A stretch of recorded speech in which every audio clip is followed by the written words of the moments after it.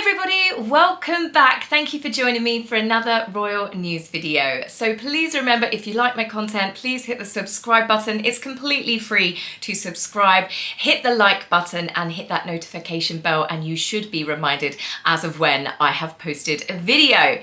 So speaking of videos, how many videos can I start off with? Just when you think Harry can't go any lower, yet again he surprises us. In the build up to my main story of this video, we need to talk about last week, which on the 15th of August was a very important day, and it was the 80th anniversary of VJ Day, when Japan officially surrendered in World War II. His Majesty the King started off the day with a touching audio address honouring the sacrifices of those who had served in the Far East and the Pacific, and how that they will never be forgotten. An estimated 71,000 soldiers from Britain and the Commonwealth died fighting, and that includes 12,000 prisoners of war held in captivity. The King also reflected on his grandfather's speech 80 years ago on the same day, King George VI, when he addressed the nation that the war with Japan was finally over. Later in the day, the King and Queen Camilla travelled to Staffordshire, where they attended a remembrance service at the National Memorial Arboretum. Both the King and Queen Camilla were moved to tears at several points throughout, as several veterans, there were 33 in attendance that were guests of honour, gave their personal accounts of what happened to them during those days. And one veteran in particular was the one that made the Queen cry because of his lovely speech. To salute my brave king, who is here with his beloved queen, in spite of the fact that he's under treatment for cancer, and ailing that I share with him. And if it provides any comfort of which I've been rid for the past 25 years and counting. And I salute him for gracing this occasion, because by his presence here, he has gone a long way to make sure that his granddad's 14th Army is never given the sobriquet again of a forgotten army. With each and every commemorative service that we see, fewer and fewer veterans obviously make it back, and with most of them now aged into their late 90s and early 100s, the day will soon come when there is no one there left to tell their stories themselves. So I can understand that the emotions obviously run very, very high, but I thought that was a beautiful tribute to the King, and obviously it set Camilla off, and even now talking about it and me looking at the photographs, it set me off as well. After the touching service, the King, with the Queen by his side and the Prime Minister, laid wreaths and held a 2-minute silence. So wreaths, just as a reminder, laid at events like these by members of the royal family, are not personal wreaths. Even King Charles and his mother before him, Queen Elizabeth's wreath, is laid on behalf of the nation.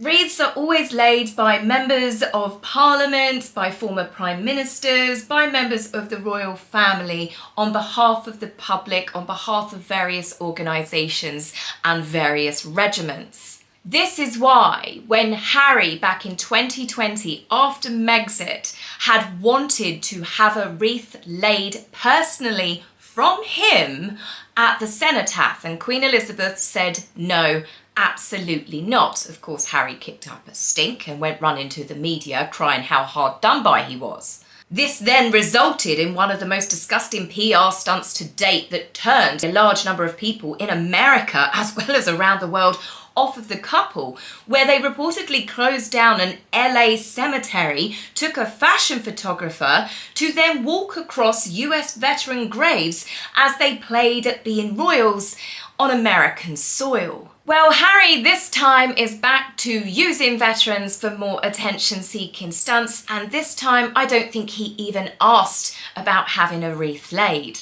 Yesterday, it was announced that Harry had got a friend to lay a secret wreath secretly, because everything's secretly with Harry and Meghan, at the memorial place where the King and Queen had left theirs. Yes, Harry chose on the same day that the King and Queen were laying their wreath, the same memorial site that Harry would have a letter put there from him, which naturally had his royal monogram on it. Harry had insisted that the secret tribute only be laid after the King and Queen had left, so he wouldn't take headlines away from them. That's exactly what he intended to do. He wanted to take attention away from the King and Queen. That's why he chose the exact same place out of all of the places he could have chosen throughout the country that had various commemorative services going on. I think everybody can see through him now, and if that wasn't enough, he used Prince Philip to gain extra traction. Just when you think, as I said, he can't go any lower, Harry proves us wrong yet again. I'm not going to read you the whole letter that he put because you can simply pause it here or look it up yourself. It's just Harry trying to sound important. But it's this part that caused many royal watchers, royal supporters to feel very, very angry towards him. For me, this anniversary carries an added layer of meaning. My late grandfather, Prince Philip, Duke of Edinburgh, served in a Pacific campaign. He spoke with quiet humility about those years, but I know how deeply he respected all who stood beside him in that theatre of war. Today, I think of him. I think also of each of you, of the shared hardships, the bonds forged, and the legacy that you leave. Oh, wow, he's got a brass neck on him to use Prince Philip in such a publicity attention-seeking stunt. I can't imagine the king is too impressed either. For Harry to talk about the legacies that people leave behind, he's certainly leaving an interesting one, isn't he? Plus, the fact that he's used Prince Philip after he tried to destroy the Queen's legacy, as well as, of course, being her husband, his legacy as well by trying to burn the monarchy to the ground with incredible allegations that left people saying this was the worst crisis to hit the royal family since the abdication. Harry and Meghan literally tried to turn it all to ashes. For money! He sold the entire family down the river for money. After everything that the Queen gave Harry and Meghan, how did they repay them? Well, you didn't just have, obviously, the disaster that was Megxit, where Prince Philip was reportedly so angry at Harry, he departed the Sandringham estate. He left before Harry turned up. And in all honesty, I don't think Prince Philip ever saw his grandson ever again because he was so disgusted and furious at them. Then, of course, when Prince Philip was in his final weeks, they did Oprah, laughing and joking. Now, some people have said, oh, they didn't know that Prince Philip was sick. He was 99 years old. You could tell that Prince Philip, in a lot of the photographs that the media had managed to capture of him, that he wasn't well. So Harry and Meghan were aware of it, and you know that they were aware of it because Meghan got some friends to go to the media to say Meghan knows that the royal family are using Prince Philip's health just to muzzle her. They're trying to silence her. Prince Philip died a few weeks later. Now, you think with Harry laughing throughout that interview that he did, laughing and joking, knowing that both he and his wife were telling lies to cause maximum damage to the Queen and Prince Philip's legacy, you think he would have had a moment of clarity going, what have I done, and beg his grandmother for forgiveness.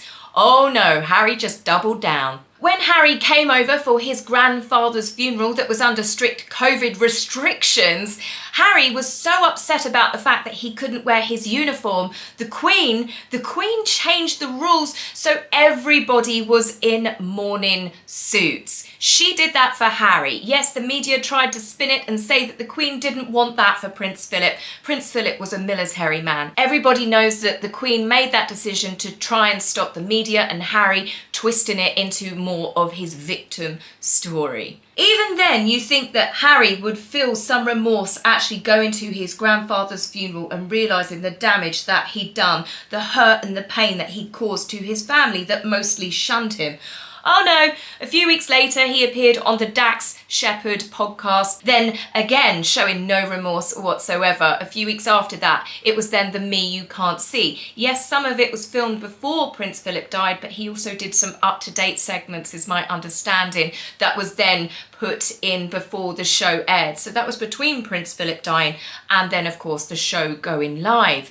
Then you know that Harry and Meghan were giggling and laughing and telling more lies on Netflix whilst the Queen was grieving for Prince Philip. Harry was writing spare in the background throughout all of this, even after the Queen's death. People talk about Meghan being a sociopath, but when I sometimes think of Harry and think of all of these things, losing his grandparents one after the other, and he's still never once gone, oh, maybe I did a bad thing lying about my family. Maybe I should tell my family that I'm sorry, and he hasn't. So, of course, another big thing that Harry did, which I've always found so disgusting, which no doubt broke the Queen's heart further, because Prince Philip died when we had the COVID pandemic restrictions, where we saw those awful pictures of the Queen sitting alone at the funeral like so many people had to endure all around the world. They had a huge memorial for him, give him the proper send-off that he deserved. Harry refused to come because he was still being petty over his security being stripped.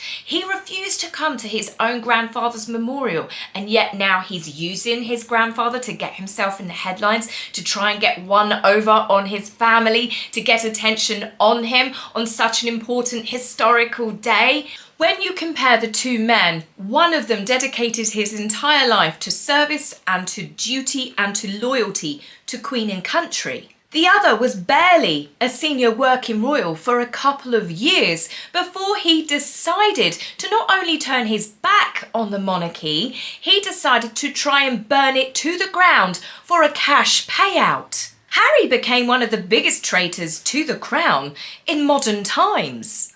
When you compare the two men, Prince Philip, also born a prince, Harry, born a prince, or in Harry's own words, from the prince I was born to the man I have become, Harry's not fit, or was not fit, to clean Prince Philip's boots. And I'd imagine that if Prince Philip was alive today, Prince William would have been the least of his problems. But despite Harry's very obvious attempt to get the attention back on him, kind of backfired. And again, as I said at the end of my last video, Harry's become really, really irrelevant because he got the wreath laid on the Friday, and then it was yesterday that we were told about it because somebody, I'd imagine over in Montecito, put in an exclusive with GB News, which then was of course blasted about Harry's secret gesture that he did, Harry's tribute to his grandfather. I'm sorry, I do not see that as a tribute to Prince Philip after everything he's done. I see it as Harry using yet again another member of his family that's passed away for his own selfish PR stunts. As I said, Harry could have laid that wreath anywhere. If it really was a secret tribute, it would have remained secret. And like everything that Harry and Meghan do that's meant to be a lovely, kind, sweet gesture, what's the point in doing it unless the world gets to find out about it? Because let's be honest, it's not genuine. It's not genuine. Anybody that wants to do a good deed but needs everybody to know about it are doing it for their own selfish reasons. Now, moving away from a story which I'm sure probably angered a lot of you and disgusted you like it did me, I've got a lighter story for you, and we're going back to the King. The King has officially started his residency up at Balmoral Castle, and he was met with crowds and the Scottish Regiment. The King took his time meeting with members of the public and then went on to give an inspection of the Guard. This is the Balaclava Company 5th Battalion, and they have one of the cutest mascots, Corporal Kruhan IV. He has been a much-loved mascot of the Royal Regiment of Scotland since 2012. This cheeky little chappie once delighted Queen Elizabeth when he had a chomp on her bouquet back in 2017. She was already aware of his naughty nature, as are many, and so far he has behaved very well for His Majesty the King. But then, of course, the King's not exactly known for walking around with bunches of flowers in his hands. That being said, there was another member of the royal family, now an ex-member of the royal family, who also was not holding flowers, but that did not stop Corporal Kruhan going for a bite, or two in fact. Back in 2018, before the royal wedding, oh no, sorry, it wasn't a royal wedding, was it? Because they were married 3 days before. It was the spectacle spectacle for the world that was put on at a huge taxpayer's expense, Harry and Meghan had paid a visit to Edinburgh, and that is where they met Corporal Kruhan, who did not want Harry touching him and tried to bite his fingers several times. Now, obviously, Harry, showing his true colours with animals here, decided rather than being a mature adult, as Meghan giggled by his side, he proceeded to try and wind the little pony up further. But this story has always reminded me not just the fact that Harry perhaps shouldn't be around animals, but also what people say is true, that animals and children often have that sixth sense. They can detect when that human is a wrong-un. They sense what we often don't. And I'd say that that little pony had more sense than most of us at the time who were believing that Harry was in fact a decent human being. So this is a request for any of you guys out there that are ever given a wonderful opportunity and you get to meet Corporal Kruhan. Please can you do me a very big favour and give him an extra carrot just from me, because I believe he's served his country well and he's a very good boy. So guys, on that note, I will be back with you very soon. Tell me your thoughts on this one, because I'm pretty certain you're going to be just as disgusted as me. Take care for now. Bye.